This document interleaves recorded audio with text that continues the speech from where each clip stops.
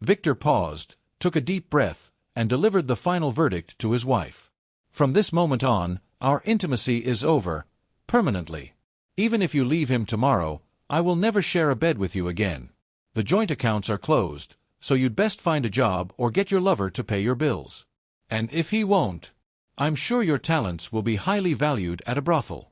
She stood frozen, speechless, as he turned and walked away, his footsteps echoing through the hollow silence between them.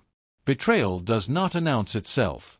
It seeps into life like a slow poison, unseen, unnoticed, until one day it consumes everything. Victor Lyon had built his life on discipline. At 44, he was one of the most respected professors of European history at a prestigious university in Paris. His wife, Camille, an art curator, had an eye for beauty so keen that it made her the center of attention wherever she went. Together, they were the quintessential power couple, a seamless blend of intellect, charm, and sophistication. Their life was woven with the fabric of routine elegance. Mornings in their sunlit apartment were orchestrated with near-perfect precision, coffee brewed exactly to Victor's liking, classical music drifting softly in the background, and Camille's laughter, warm and effortless, filling the air like a familiar melody. But this morning was different. Camille was distant, her responses clipped, her phone clutched tightly in her hand. Victor noticed but said nothing, having learned over the years to tread carefully when she was in one of her moods. "Big day at work?" he asked, forcing a smile. She nodded absently, her gaze flickering to her phone before murmuring something about a gallery opening. It wasn't like Camille to be so evasive. A whisper of unease curled in Victor's stomach, but he pushed it aside. "You're overthinking," he told himself. Yet deep down, a seed of doubt had already been planted. A few days later, Victor was working late in his study when Camille's phone, resting on the coffee table, buzzed. She was in the shower, and the sudden vibration broke the silence of the apartment. He wasn't the kind of man who invaded privacy. But something about the message displayed on the lock screen caught his eye. "I can't stop thinking about yesterday. When can I see you again?" His heart sank. For a moment, he clung to rationality.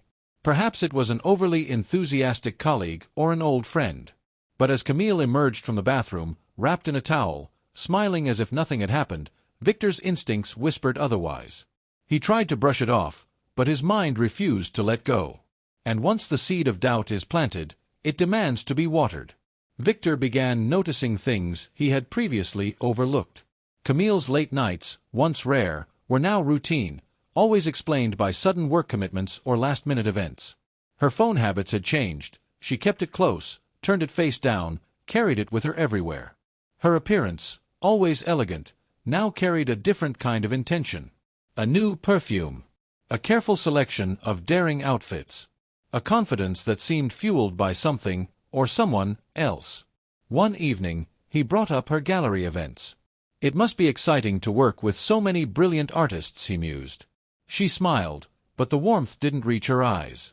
"Yes, it's inspiring. Exhausting, but worth it." The answer was flawless. And yet, Victor couldn't shake the feeling that she was hiding something. The breaking point came 2 weeks later. He had planned a surprise, intending to visit her gallery event unannounced. He wanted to see her in action, dazzling clients and artists alike with her charm. But when he arrived, Camille was nowhere to be found. Instead, as he lingered near the back entrance, he overheard 2 staff members whispering. "Did you see Camille leave with Alexander?" one murmured. "They looked so cozy," the other replied, smirking. Victor felt his chest tighten. Alexander. A young, ambitious artist Camille had introduced to him at a dinner party. He had dismissed the man's charm as youthful enthusiasm.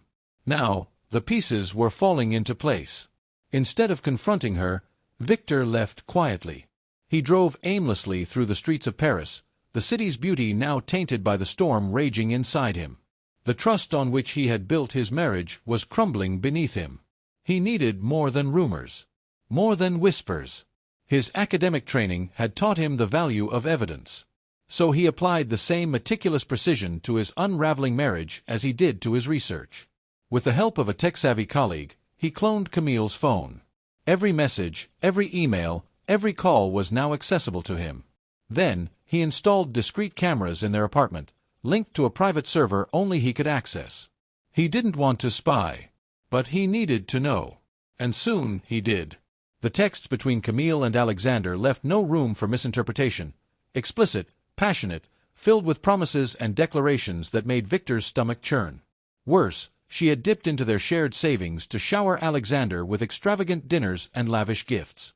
And Alexander, he had been bragging, telling his friends how he had stolen a woman from some stodgy old professor. The final blow came when Victor checked the hidden camera footage. They had met here, in his apartment, in the home he had built with her. It broke something inside him. They had taken everything sacred and turned it into a mockery. But Victor did not let his emotions dictate his next move. He was precise, calculated. Over the following weeks, he prepared. He closed the joint accounts, transferring his share into a new, private one. He contacted a lawyer, ensuring the divorce would leave Camille with nothing beyond what the law required. And when the moment came to confront her, he did so with quiet, unflinching resolve. He delivered his words, sharp as a blade, and watched her freeze, her silence saying more than words ever could. Then, without another glance, he walked away, leaving behind the echoes of what once was, leaving behind the remnants of broken trust. Camille stepped through the front door, her heels clicking against the polished wooden floor, only to come to an abrupt halt. The scene before her was meticulously arranged. On the coffee table, her phone lay unlocked, its screen glowing with the damning messages she had exchanged with Alexander. Next to it, a stack of neatly arranged financial documents told another story, one of severed ties and closed accounts. A single USB drive, labeled proof, rested atop the papers, as unassuming as it was devastating.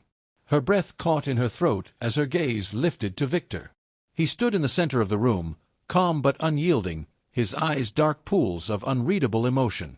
"We need to talk," he said, his voice steady, almost indifferent.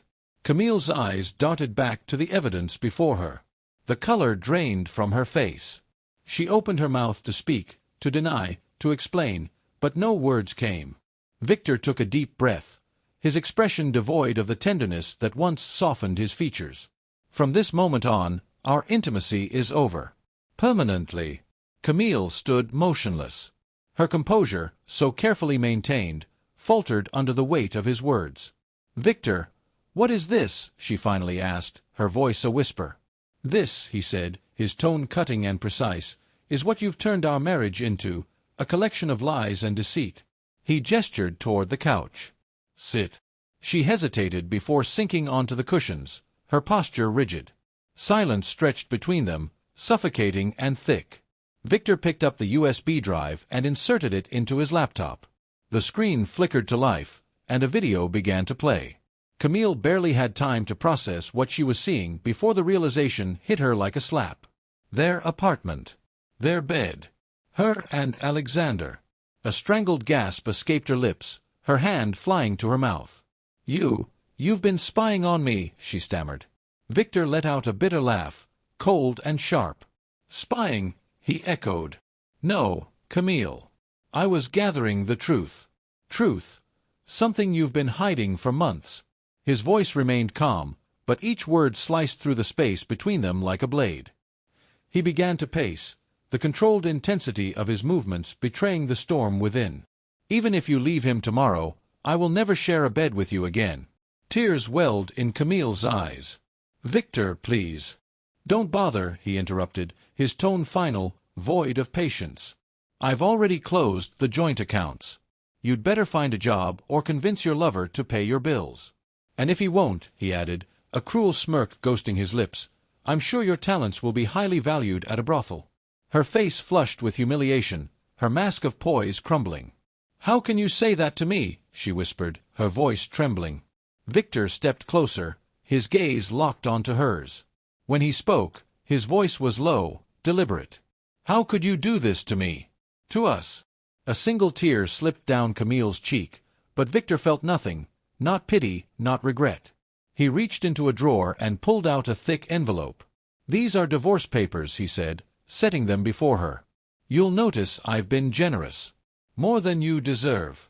But you won't touch another cent of my savings." Camille's hands shook as she flipped through the pages, her breathing ragged. "You can't do this," she murmured. I have nothing without you. Victor's jaw tightened. That was your choice when you decided to betray me. He slid another envelope across the table. Perhaps Alexander can help you. These are his emails, where he brags about using you. I wonder how it feels to be a pawn in his little game. Camille stared at the papers, her shock giving way to devastation. You don't understand, she choked out. I made a mistake. Victor exhaled a humorless laugh. A mistake is forgetting an anniversary, Camille. Sleeping with someone else in our home? That's a choice. But his retribution did not end with her. Victor ensured that the truth of her betrayal echoed far beyond the walls of their ruined marriage. Using the evidence he had gathered, he anonymously exposed the affair within her professional circles. The fallout was swift. Rumors spread like wildfire. Gallery contracts were revoked. Invitations to exclusive art events dried up. Once a celebrated figure in Paris's art scene, Camille found herself shunned, her reputation stained beyond repair. Alexander fared no better. Victor's lawyer, relentless in his pursuit of justice, leaked evidence of the artist's inappropriate relationships with multiple women in the community.